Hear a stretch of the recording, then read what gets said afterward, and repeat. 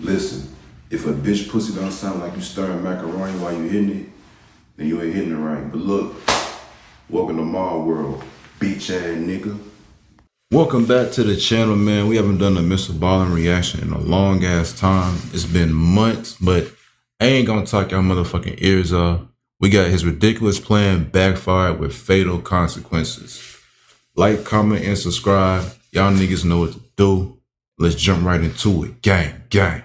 Story is about one of the world's dumbest criminals. So dumb, in fact, that this story really won't make sense until the end when I explain what was really going on the whole time. But before we get into that story, if you're a fan of the strange, dark, and mysterious delivered in story format, then you've come to the right place because that's all we do, and we upload once a week. So if that's of interest to you, the next time the like button has a cold, please give them some Afrin decongestant spray and assure them it's perfectly safe to use it for more than 3 days in a row. Also, please subscribe to our channel and turn on all notifications so you don't miss any of our weekly uploads. Okay, let's get into today's story. Anyway, man, we haven't done this shit in a while, man. I'm trying to get back on this shit, bruh. We haven't done one of these niggas videos in a while, gang. God damn, we going up though. Almost at 200 subs. At around 9 p.m. on Saturday, October 15th, 1988, a 33-year-old woman named Cheryl Petrie grabbed a candy bar off the rack inside of PJ's Market.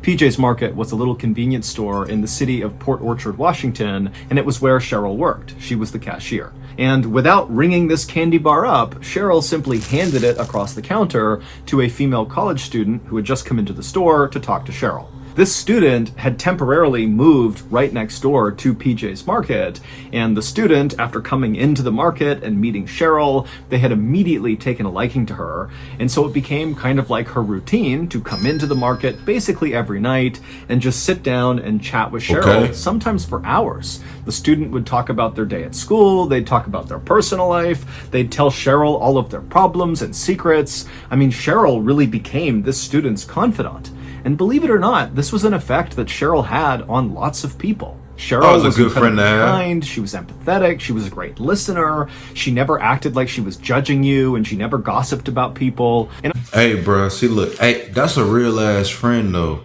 I hate these fake ass friends, my nigga.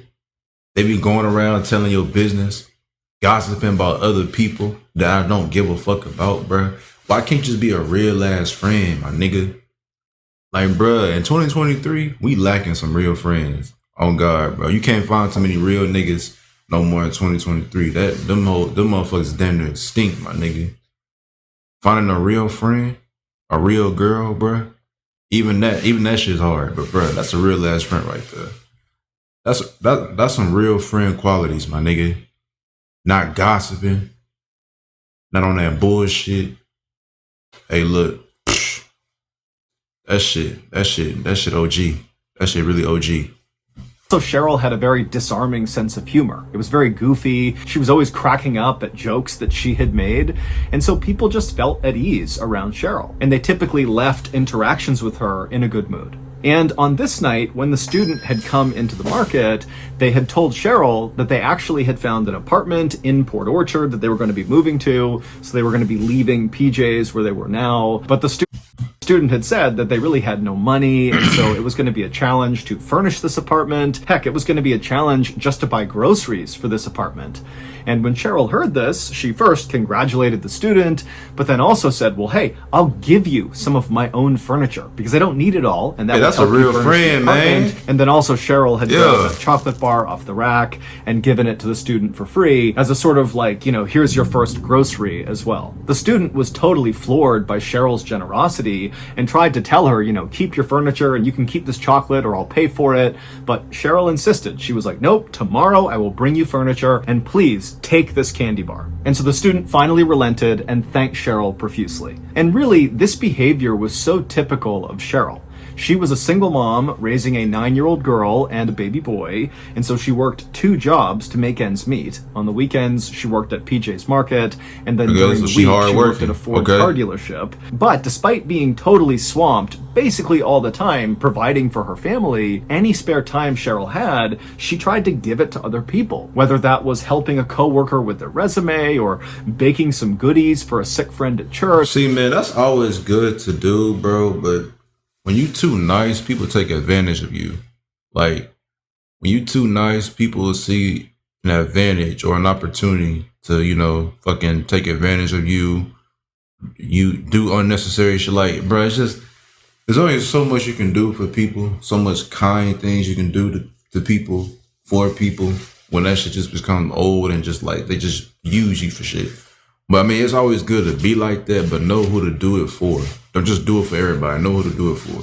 Type shit. Cheryl was all about helping other people. The area of Port Orchard where Cheryl lived was only about an hour away from the big city of Seattle, but to Cheryl, this part of Port Orchard felt much farther away than that. I heard that's a She boring lived ass in this city. tiny little blue single-story house that was tucked away in the woods, surrounded by all these tall trees. The road to her house was very rural and winding, and so where she lived felt very isolated. It was a beautiful area, no doubt, but it was also kind of a bad neighborhood. In fact, a man had been shot and killed not far from Cheryl's house just a year earlier. But this home was all she could afford. Basically, Cheryl was poor and had almost nothing of her own. But whatever she did have, she was far more likely to give away than keep for herself.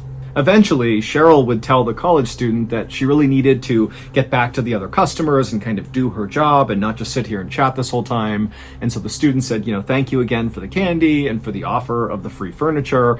And then the student left the store, at which point Cheryl reached into her pocket and grabbed some change and dumped it in the register to pay for the candy bar. Even though Cheryl knew she very likely could have gotten away with simply giving out the candy and not paying for it, Cheryl was unfailingly honest, and so she knew she wanted to pay for the candy. Cheryl would man the register until 11 p.m. that night, chatting with many more regulars who came in and out, and then at 11 p.m., Cheryl locked the front door, and then she checked the register to make sure it was all balanced and all the cash was in there, and then by 11:15, she was calling her boss to report that her shift had gone fine and that she was taking off for the night. After Cheryl had left and locked the store behind her, she made her way out to her beat-up silver sedan car that was parked outside, and then she began living to rough. drive back home, knowing that she'd be right back to PJ's the very next morning, right when it opened at 7 a.m. At the same time that Cheryl was wrapping up for the night and making her way I ain't gonna home, lie, I'm not her apologizing and shit. ex-husband, Roland Pitre, who lived on the other side of town, was very excited. This was the night that Roland was going to win back Cheryl. Roland glanced at his watch and saw it was just past 11 p.m., and so it was almost time. He imagined how happy Cheryl would be when he unveiled his big surprise. She would run to him and he would hold her and tell her how much he loved her and how he had always loved her. Roland hadn't yet figured out how he was going to explain his big plan to win back his ex to his current girlfriend, but he figured he would just work that out later. The most important thing for Roland right now was bro, that nigga really ain't shit, bro. So you trying to get your ex back while you got a girlfriend, my nigga? Yeah, you ain't shit. Yeah, you ain't shit, bro. And you're not even gonna tell her? Yeah, bro, you ain't shit. At least tell your girl, hey, I'm not in love with you no more. I'm in love with my ex. I'm trying to win her back. You could have said that, my nigga, but nah. When you want to give her this false image of you, you want to make her think, oh, he loves me. Oh, that's some bullshit. You playing too many games, bro. Playing too many games. You're too old for that shit. Showing Cheryl how wrong and stupid he had been, and how much he needed her, and how much she needed him. Also, he knew their kids would be totally thrilled if they got back together.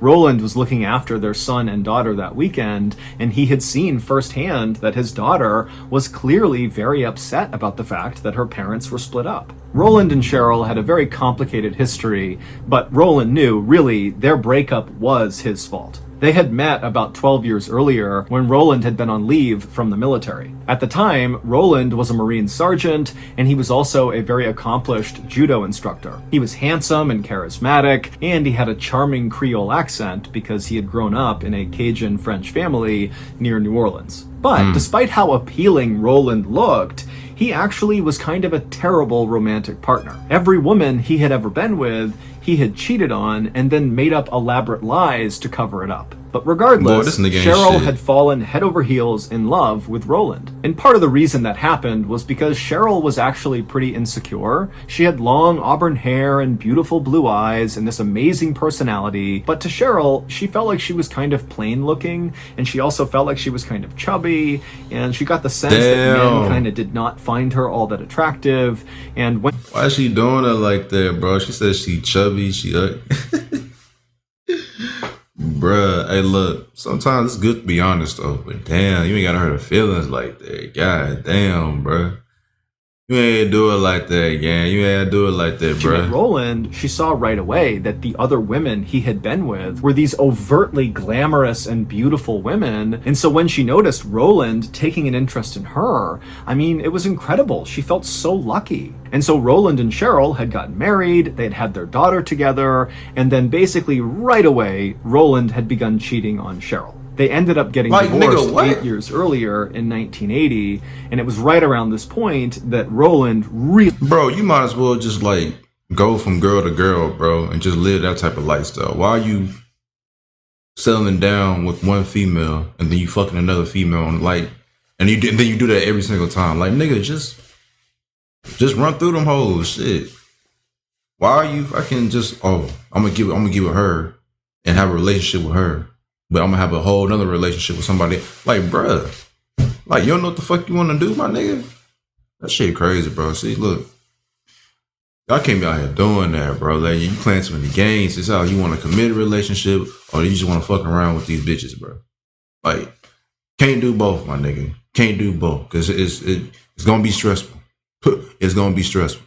Just totally blew his life up. The woman Roland was cheating on Cheryl with was also married, and so Roland came up with this plot to murder this woman's husband. And the husband would get murdered. This on Lifetime but when shit. Roland was on trial, the prosecutors couldn't really untangle what his actual role was in the murder. It was not clear if he really was the guy who did the killing, or if he simply had kind of come up with the idea and other people had done it. And so ultimately, Roland was found guilty for his role in this murder, but he was only sentenced to 6 years in prison. And strangely enough, it was actually during this time that Roland was in jail that he and Cheryl kind of came back to each other. While Roland was behind bars, he had this epiphany that Cheryl was the best thing that ever happened to him, and he totally screwed it up. And so he began writing her letters, telling her how much he loved her and how sorry he was for being unfaithful. And also he began explaining that, the charges he was found guilty of in connection to this murder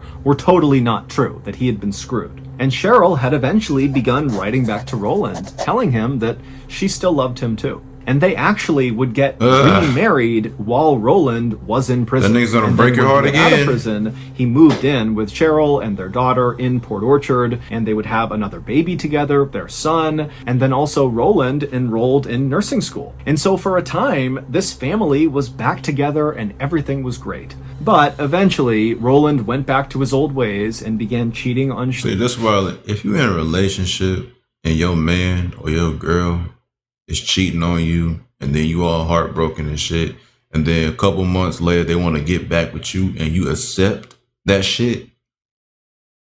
When they cheat on you again, when they break your heart again, don't be mad. Don't be mad at them. Be mad at yourself, bro, because you fell for the same shit twice. You fell for the same shit twice, bro. Like, come on now. She should have known better, bro. You should have known better. Yeah, I know you still love the nigga, but hey, you got to put your respect before your love. You got to have respect for yourself first before you show love to anybody else, my nigga. You got to, bro. Again, and before long the couple had separated again and began living separately. And so fast forward back to the night of October 15th, 1988, and Roland is anxiously waiting to begin this big plan to win Cheryl back, and he glances at his watch and he sees it's now 11:30 p.m., which means it's go time. And so Roland, he stands up really quickly and begins walking towards the front door of his house when suddenly he feels so lightheaded that he actually falls back on the couch and passes out cold. Roland had serious blood pressure issues, and sometimes if he stood up too quickly, it would make him feel really dizzy and he would faint, and so that's what happened. And then at some point after he fainted, Roland kind of came to, but he was in such a fog mentally that instead of, going out and doing this big plan to win Cheryl back, he just kind of wandered his way upstairs and climbed in bed with his girlfriend and fell asleep for the rest of the night. Cheryl was due back at PJ's Market the next morning at 7 a.m. She was going to open the store and also drop off that furniture with the college student. But when the first customers, including that college student, arrived at PJ's Market, they saw the door was locked and the lights were off inside. Now, all of these customers knew Cheryl really well. Oh, shit, she didn't show up for work? And they knew she should have been there by that point. This was totally uncharacteristic. I ain't gonna lie, somebody who shows up for work on time every single day, never misses a day, all of a sudden don't show up and they're late, something's wrong. Something is wrong, bro. Either they're gonna let you know in advance or something is wrong. Something wrong, gang. Something happened to it, bro. Of Cheryl to not be there on time. And so it wasn't long before these patrons began calling Cheryl at her home. But Cheryl never picked up.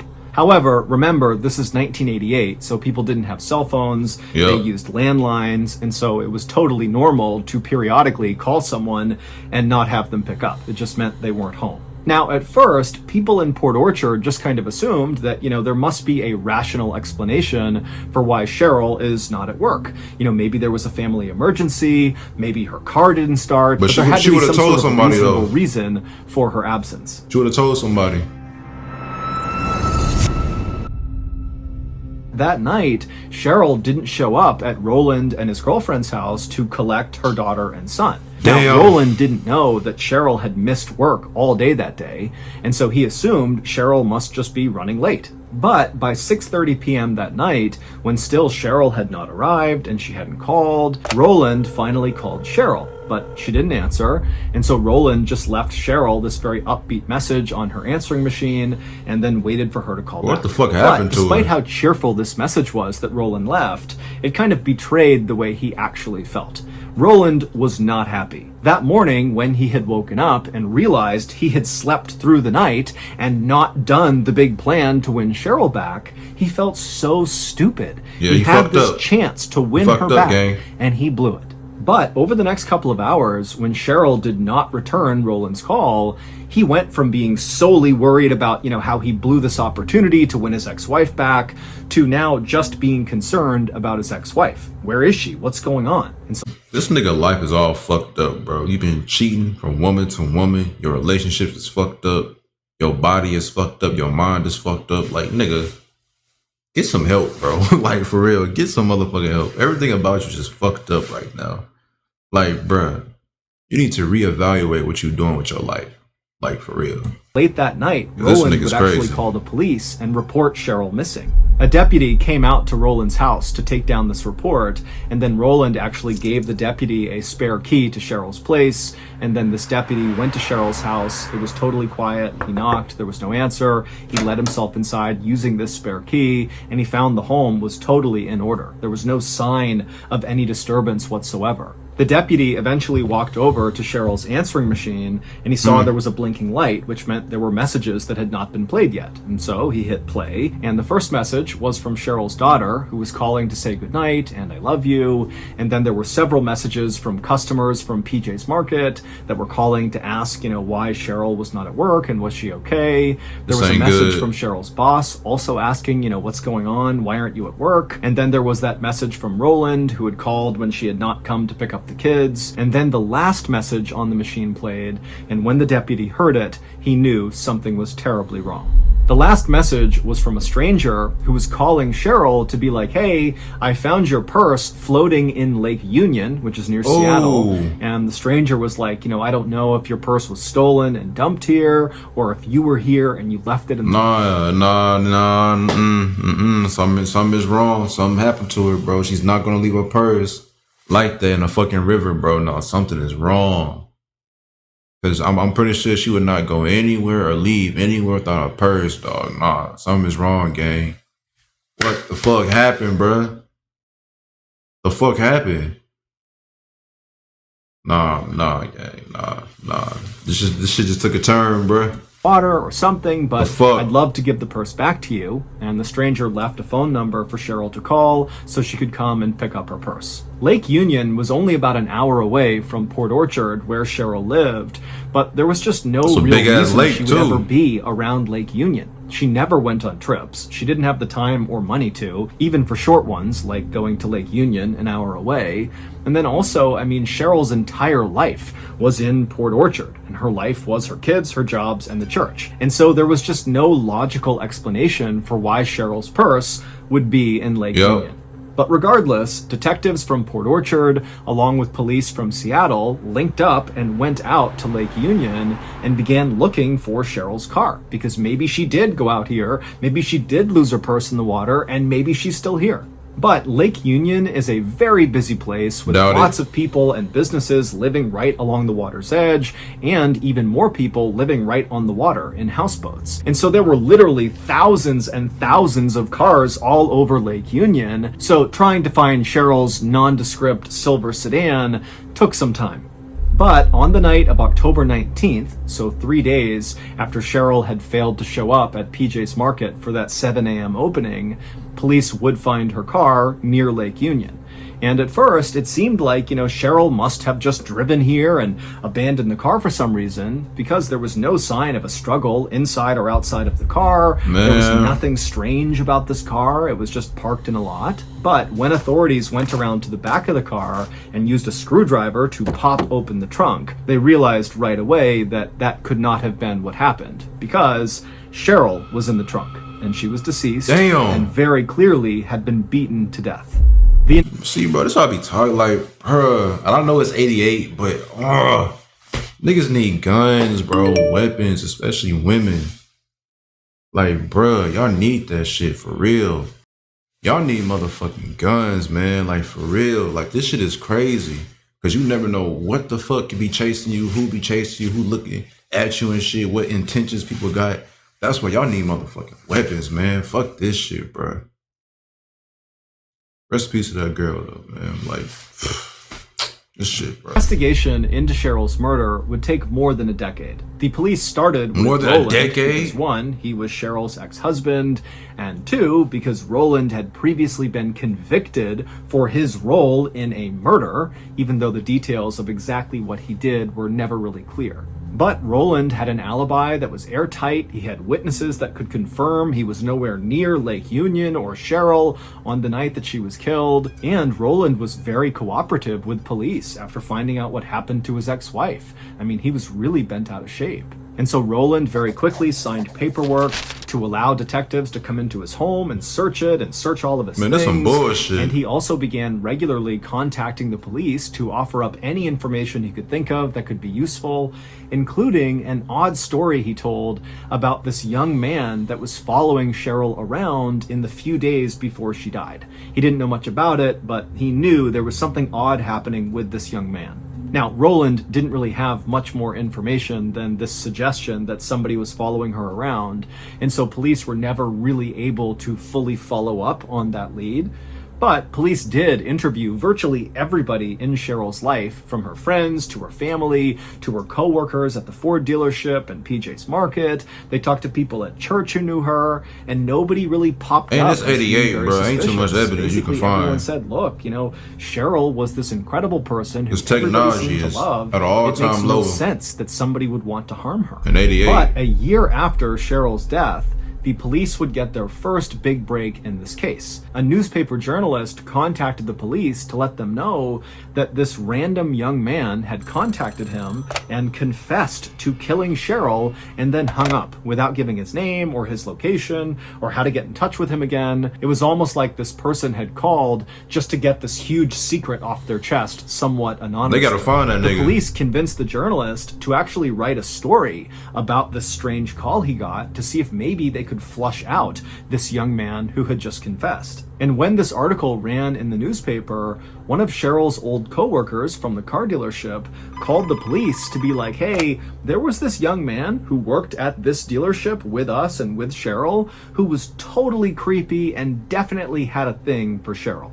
The coworker Okay, said yeah, this that guy's might be our name guy. was Albie Broadsweiler, That might be him. and that he worked in the garage. And that's what I be talking about too. Like, especially with y'all women, bro. Y'all gotta like. This is why I tell y'all like, keep guns and shit, bro. Keep weapons and shit, cause you got weird ass niggas who they just weird as fuck, bro, and they'll do anything to talk to, anything to get with, like anything, bro. And if they can't have you, unfortunately, they're gonna try and hurt you and shit. It's just like some weird ass people out there, like for real.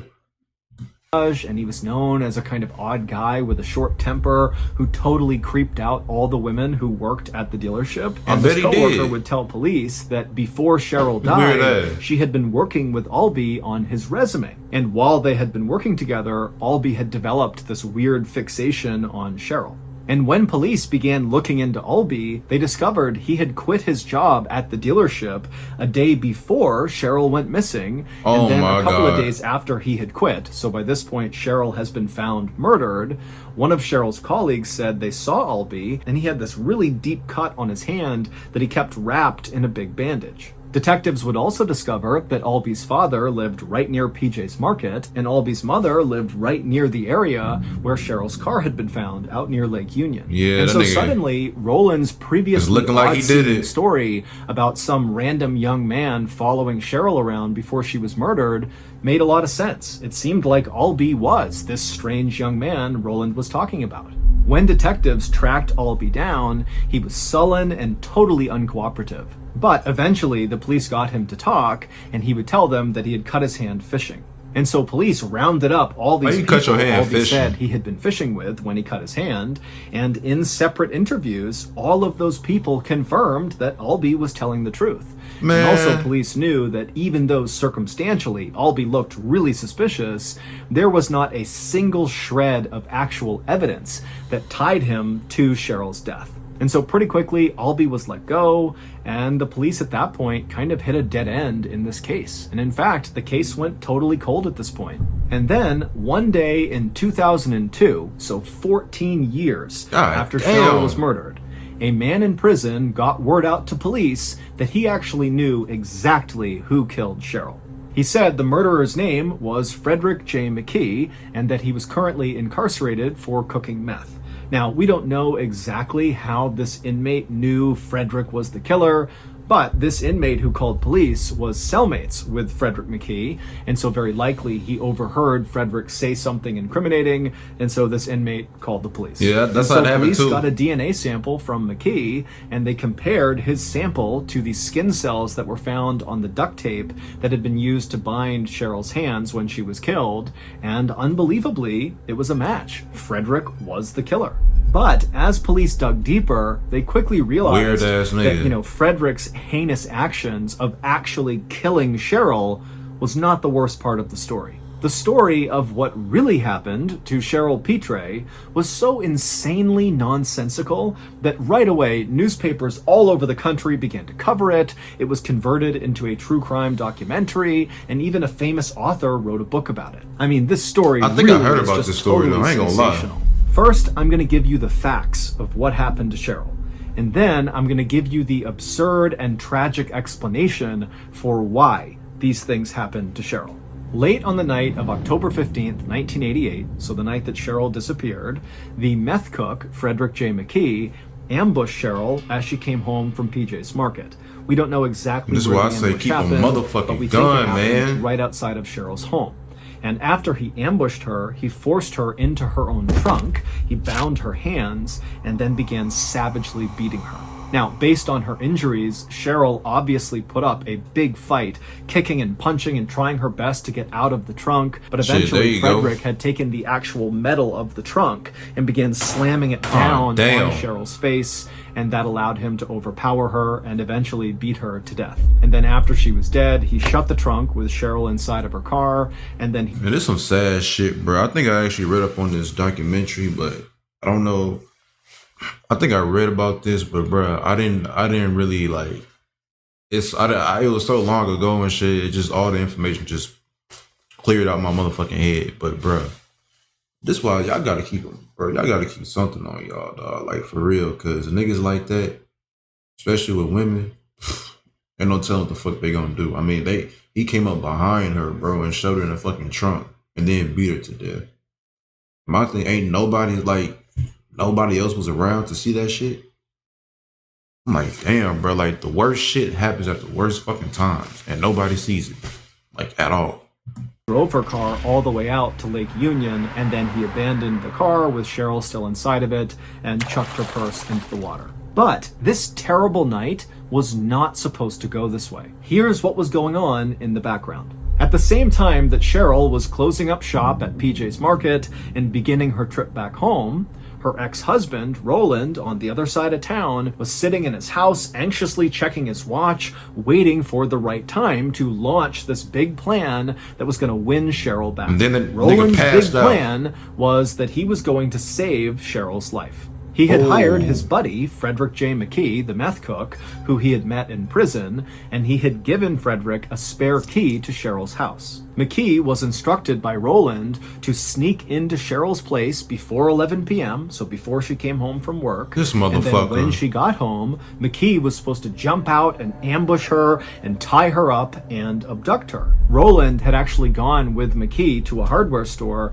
to purchase the rope and duct tape that McKee would use to tie Cheryl up. Don't tell But me. when McKee actually got to the point in the plan where he was physically removing Cheryl from her home to go take her who knows where, that was when Roland was going to jump in and save the day. And Roland... So you mean to tell me this bitch ass nigga fabricated this story just so he could win her back with this fake ass kidnapping shit?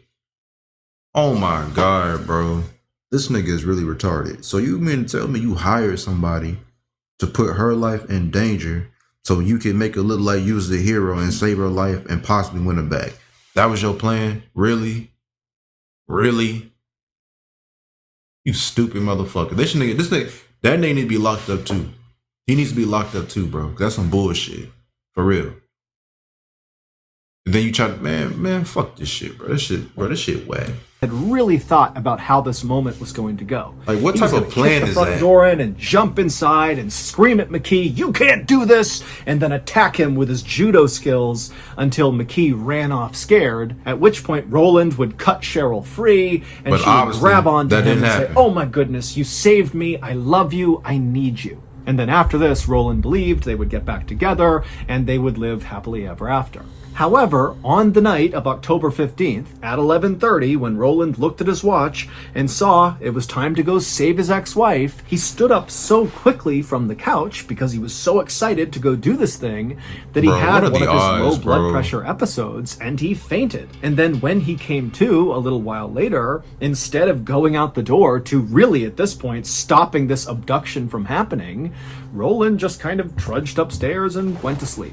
And this was a really big problem because Frederick J. McKee, the meth cook, he was hired to actually abduct Cheryl. He was not Why? aware that this was actually a setup for Roland to come in and save the day. McKee... Why would you not tell him this is supposed to be fake? This is a setup. Don't actually kidnap her. Why would you not tell him that information? Bro, this nigga's stupid. Why would you not? Don't you think that's important information to lay out to that nigga? Hey, don't actually kidnap her. This is just fake. This is just to me to get her back. Don't actually do nothing. You didn't tell him that? Bro, you fucking dumb. Stupid as fuck. What type of plan is that? You leave out the most valuable information? This nigga should be locked up too. For real. literally believed Roland wanted him to abduct his wife. Type of And he didn't shit is ask any that? questions. He just said, "Okay, I'll do that." And then when Roland didn't show up, Frederick went through with the actual abduction of Cheryl. And during this abduction, things got out of hand and Frederick wound up beating Cheryl to death. Both Roland and McKee would be convicted for the murder of Thank Cheryl you. Petrie. And by the time the cops had finally solved this That cold nigga case, dumb. Roland was actually already in prison for attempting to kidnap the son of another ex-wife in an effort to impress this ex-wife. It had not worked. Roland was This nigga, ultimately bro. sentenced to 40 years in prison, which was on top of the 25 Good years for he the was dumbass. serving, and McKee would get 20 years. Stupid as fuck. Stupid as fuck, bro. You did all that dumbass shit. Fucking plan didn't even work. You left out the most valuable information and got it killed. And then you fucking passed out on the fucking couch and then took your dumb ass upstairs to go to sleep. Man, look, bro, you deserve that shit. You deserve life for 40 years, and the other nigga deserved more. I don't know why the nigga got 20 years. The nigga should have got life. But rest in peace to that girl, bro. For real. Like, stupid as shit. That was your plan to win her back? Was that dumb shit? Like, for real? I'm done, y'all. This gonna be the end of this episode, this reaction. I'll see y'all niggas in the next one. Peace.